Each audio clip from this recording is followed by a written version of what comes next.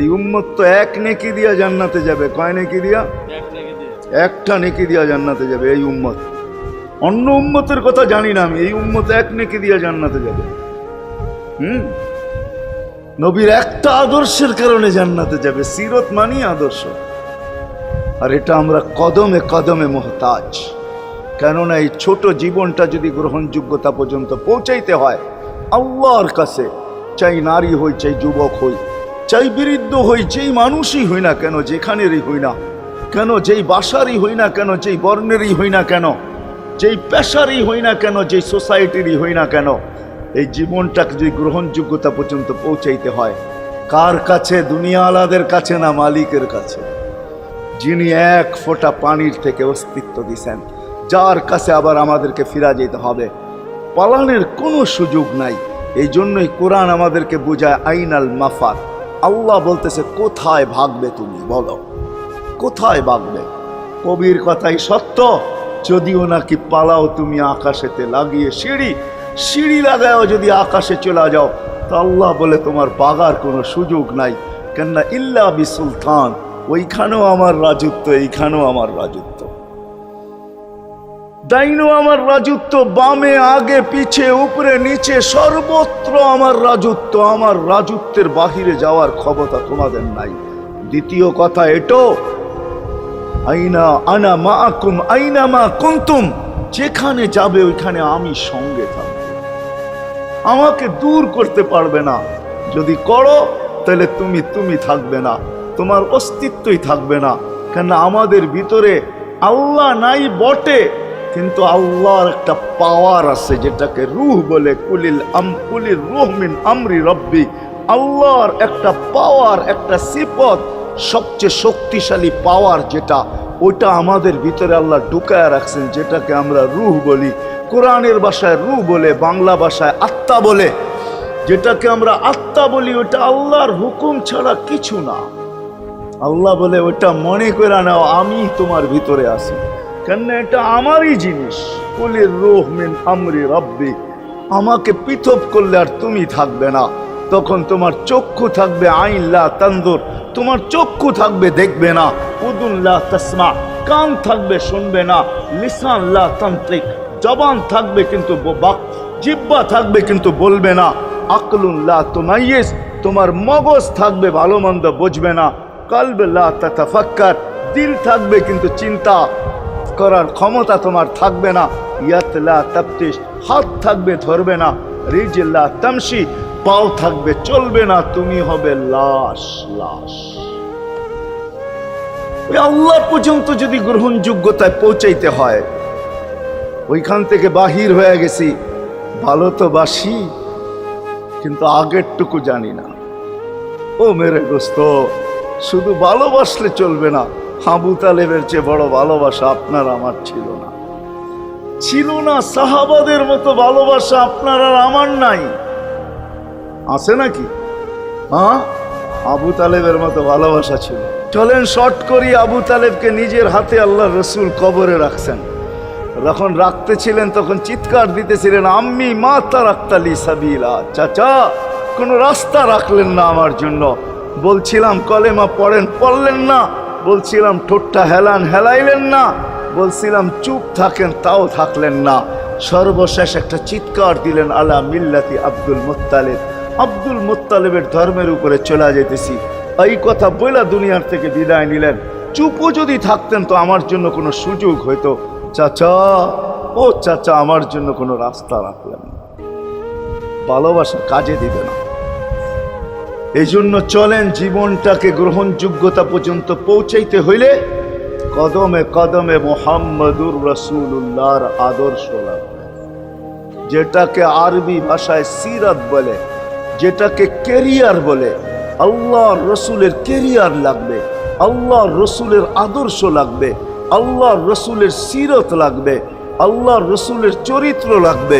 এই জন্যই আল্লাহ কোরআনে বলছেন, লাকাদ কানা লাকুম ফি রাসূলিল্লাহি উসওয়াতুন হাসানা, তোমরা লিমান কানা ইয়ারজুল্লাহ, তোমরা যদি আমাকে পাইতে চাও তাহলে আমার আদর্শ সহজ করছেন, কঠিন করেন নাই।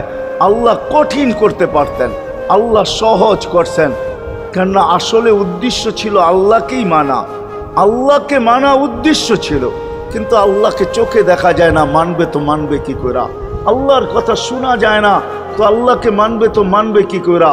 আল্লাহকে তো দেখা যায় না, আল্লাহকে তো আল্লাহর কথা শোনা যায় না, আল্লাহকে ধ্যান ধারণায় আনা যায় না, কোনো ধ্যান ধারণার ভিতরে আনা যায় না যে আল্লাহর আকৃতি এরকম।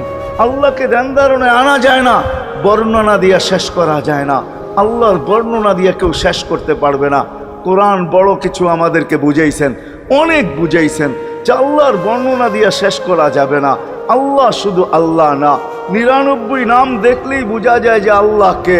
আল্লাহ শুধু আল্লাহ না, আল্লাহ 99টা পদের অধিকারী। বিদায় আল্লাহ ধরা ছোঁয়ার বাহিরে আল্লাহ মানুষ প্রশ্ন করতে পারে, আপনাকে মানবো তো মানবো কি কইরা, পাবো তো পাবো কি কইরা? তো আল্লাহ আসান করছেন যে আমার নবীর আদর্শের ভিতরে আমি লুকায়িত আছি। ফুলের ভিতরে যেরকম ঘেরান লুকায়িত থাকে, আমার নবীর আদর্শের ভিতরে আমি লুকায়িত। নবীর আদর্শ মানতে থাকবে, আমাকে পাইতে থাকবে। এই জন্যই রাসূলুল্লাহর আদর্শ দরকার, সিরাত দরকার, কেরিয়ার দরকার। আর কেন আপনি আদর্শ মানবেন না? জীবনটাই তো আপনার জন্য আমার জন্য ছিল, ঠিক না? চোখের পানি ছিল তো আপনার জন্য, চিৎকার ছিল তো আপনার জন্য, রাত ছিল তো আপনার আমার জন্য, দিন ছিল তো আপনার আমার জন্য। দুনিয়ার কোনো মুহূর্ত নাই যেখানে যে আপনাকে আমাকে ভুলে গেছেন, এমন কোনো মুহূর্ত নাই। আরশে যাইও আপনাকে আমাকে ভুলেন নাই। যখন আরশে গেছে আমার বিবেক বলে ওইখানে হারায়া যাওয়া দরকার ছিল। মুসা আলাইহিস সালামকে আল্লাহ আরশ থেকে নিজেকে দেখানোর জন্য তাজাল্লি দিছেন। শুধু তাজাল্লি, আকৃতি না, তাজাল্লি দিছেন। 40 দিন বেহুশ ছিলেন, 40 দিন, 40 দিন। অথচ বন্ধু দুইজনে পাশাপাশি বসা, কাবা কাউসাইনি আও আদনা ফাদানা ফাতাদাল্লা ফাআওহা ইলা আবদিহি মা আওহা, পাশাপাশি বসা আছেন। তীর ধনুক থাকলে আপনাদেরকে আমি দেখাইতে পারতাম কতটুকু কাছে হয়েছিল। এরকম কাছে হারায় যাওয়া দরকার ছিল। আল্লাহ যখন জিজ্ঞাসা করছেন কি চাইতে আসছেন, আসআলুকা উম্মতি, এইখানে উম্মত চাবো না তো আর চাবো কি? এই সুযোগ পাবো আর পাবো কখন? এই টেবিলে উম্মত না উঠলে উঠবে কোথায়? এরকম কাছে হব তো হব কখন? এত কাছে পাবো তো পাবো কখন? এত কাছে হব তো হব কখন? এরকম পরিবেশ হবে তো হবে কখন? আপনি এরকম খুশি আবার হবেন তো হবেন কখন? আপনি আমাকে ডাইকা নিয়ে আসছেন, মেহমান বানায়া, আপনি মেজবান, উম্মত চাই। আল্লাহ জিজ্ঞাসা করছে এইখানে উম্মত? তো যুক্তি দিতেছে আনতা রব্বুল করিম আনান নবিয়্যুর রহিম কাইফা তুদাইয়ু হাদিল উম্মাহ বাইনাল কারীমি ওয়ার রহিম। শুরুতে আপনি, শেষে আমি। শুরুতে আপনি রব্বে করিম, শেষে আমি নবী রহিম। দুইয়ের মাঝে উম্মত জাহান্নামে চলে যাবে। আমি আমার মনকে বুঝাইতে পারবো না, আমি উম্মত চাই। আল্লাহ সান্ত্বনা দিতেছেন, কাসসামতুল কিয়ামাতা কিসমাইন, কিয়ামতকে 2 ভাগে ভাগ করছি। আমি জানি আপনি একাই চিৎকার দিবেন কিয়ামতের মাঠে উম্মতি উম্মতি বইলা, আর কেউ উম্মতকে স্মরণ করবে না। নবীরা তো মাকেও স্মরণ করবে না, বোনকেও স্মরণ করবে না, সবাই নাফসি নাফসি বলবে। আপনি উম্মতি বইলা চিৎকার দিবেন। বিদায় কিয়ামত আপনার আর আমার মাঝে ভাগ, আর কারো মাঝে না। সালতো তা সাফি তো সাফা, ওই দিন আপনি চাইতে থাকবেন, আমি দিতে থাকবো। আপনি সুপারিশ করবেন, আমি মঞ্জুর করতে থাকবো। লা ইউখজিকা ফি উম্মতিক, আপনার উম্মতের ব্যাপারে আপনাকে আমি লজ্জিত করব না। কোরআন আসছে আল্লাহর রসুলের কাছে, অদ্দুহা ওয়াল লাইলি ইদা সাজা মা ওয়াদ্দাআকা রাব্বুকা ওয়া মা ক্বালা। এই সূরার ভিতরেই আছে সাউফা ইউতিকা রাব্বুকা ফাতারদা, আপনাকে আমি রাজি করে ছাড়বো। কোরআন যখন নাজেল হইতেন তো কি অবস্থা হইতো ওলামারা জানে। আল্লাহ রসুল ঘামতে থাকতেন, এতটুকু কষ্ট হইতো। কখনো কখনো বলতেন কাদার রু আইয়া খরুজ, মনে হয় আমার রুটা বাহির হয়ে চলে যাবে। ওই কষ্টের ভিতরে জিবরিল যখন সাউফা ইউতিকা রাব্বুকা ফাতারদা পড়তেছিল, ওইখানেই থামায়া দিছে, জিবরিল থামো। বলছে কেন? সূরা এখনো শেষ হয় নাই। বলছে থামো, আল্লাহ আমাকে রাজি করতে চাইতেছেন, আমি এই মুহূর্তেই আল্লাহর কাছে কিছু চাইতে চাইতেছি। বলছে তোমাকে সাক্ষী রেখা। বলছে কি চাবে? তো চিৎকার দিয়া বলতেছে ইলাহি লান আরদা, ইলাহি লান আরদা হাত্তা ইয়াকুনা ওয়াহিদ মিন উম্মতি ফিন নার। ও মাবুদ, ও এলাহি, ও আল্লাহ, এক উম্মত জাহান্নামে থাকা পর্যন্ত আপনার উপরে রাজি হব। আল্লাহ, এক উম্মত থাকা পর্যন্ত রাজি হব না। যে আরশে যায় বলে নাই, কিয়ামতের মাঠেও বলবে না। উম্মতি চিৎকার দিবে, হাসান হোসাইন দিবে না। হাসান হোসাইন কলিজার টুকরা ছিল, কোনো একদিনের কাহিনী। হাসান হোসাইন জিজ্ঞাসা করছে, নানা যান আপনি উত্তম না আমরা উত্তম? আল্লাহ রসুল সাদা সিধা জবাব দিছে, আমি উত্তম, আমি সাইয়্যিদুল আউয়ালিন ওয়াল আখিরিন, আনা সাইয়্যিদা উলদি আদম, লিওয়াউল হামদি বিয়াদি ইয়াউমাল কিয়ামা। হায় হায়, আল্লাহর জান্ডা কিয়ামতের দিন আমাদের নবীজির হাতে থাকবে। মাধবদের মানুষ বোঝেন আমি যেটা বুঝাইতে চাইতেছি। ওই হাসান হুসাইনের খবর নিবেন না, নিবে উম্মতের খবর। জিজ্ঞাসা করছে, নানা যান আপনি উত্তম না আমরা? আল্লাহ রসুল বলছে, আমি উম্মত। দুইজনে হাসতে হাসতে কুটা কুটা। আল্লাহ রসুল বলছে, এত হাসো কেন? জবাব হয় নাই। মানি আমরা দুইজন উত্তম। কি কইরা তোমরা দুইজন উত্তম? প্রমাণ। আমাদের আম্মাজানকে চিনেন?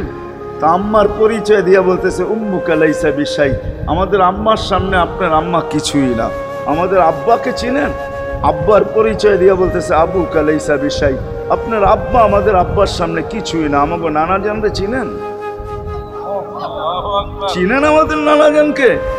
আমাদের নানা জানের সামনে জাদ্দুকা লাইসা বিশাই, আপনার নানা জানের তো মানুষ নামই জানে না। অনেকে আছে এখানে আল্লাহ রসুলের নানার নাম জানে না। জানেন? জানে না। আপনার নানার নামই মানুষ জানে না। আমাকে নানা জানকে চিনেন? তো দুইজনকে উঠায়া কোলে নিয়ে চুমা খাইতেছেন আর বলতেছেন, তোমরাই উত্তম, মাইনা নিলাম। হায় হায়, ও মাধবদের মানুষ যে কিয়ামতের মাঠে বলবেন, যে দুনিয়ার থেকে যখন বিদায় নিতেছিলেন, হায় হায়, মালাকুল মউত যখন অনুমতি চাইতেছিলেন, বুকে হাত রাখবো কি রাখবো না, তো বলছে অনুমতি দিব। আইনা আখি জিবরিল, আমার ভাই জিবরিল কোথায়? তো বলছে, দেখা আসছি ফি সামাইল উলা, প্রথম আকাশে। একটু পরে উনি সালাম দিয়া ঢুকছেন, ওনার চোখে পানি ছিল। তো বলছে, আপনি কাঁদেন কেন? বলে, আজকেই এলপিআরে চলে যাব, আর কোনোদিন ওহির বাহক হয়ে জমিনে আসবো না।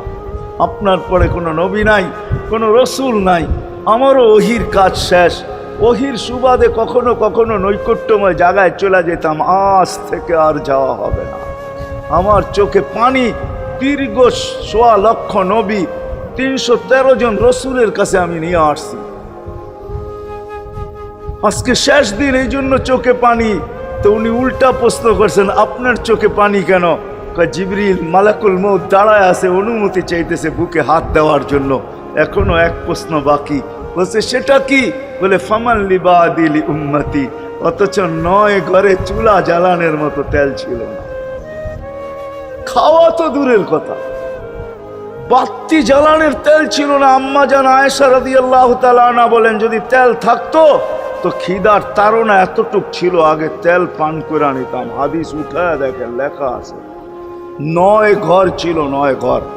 হাসান হোসাইন ক্ষুধার্ত ছিল, আলী ফাতেমা ক্ষুধার্ত। কারো জন্য কোনো চিন্তা নাই যে আমার পরে আমার ৯ ফ্যামিলির কি হবে, হাসানের কি হবে, হোসাইনের কি হবে, আলীর কি হবে, ফাতেমার কি হবে। যেই সময় চাইতেছেন ওই সময় বলতেছে, জিবরিল আমার পরে উম্মতকে কে দেখা রাখবে? লানত আমাদের জিন্দেগির, লানত আমাদের জিন্দেগির উপরে। এমন জিন্দেগির থেকে জমিন ফাইটা মরা যাওয়া উচিত। আমি তো মাঝে মাঝে বলি, আমাদের জমিনটা উল্টায় যাওয়া উচিত। যে মৃত্যু সময় বলতেছে, আমার উম্মতকে কে দেখা রাখবে? জিবরিল ছুটা গেছেন, ছুটা আসছেন। আল্লাহ জবাব পাঠাইছেন, লা আতরুকু উম্মাতাকা ফারদা ওয়ালা ওয়াহদা। বন্ধু চলে আসেন, আপনার উম্মতকে আমি দেখা রাখবো।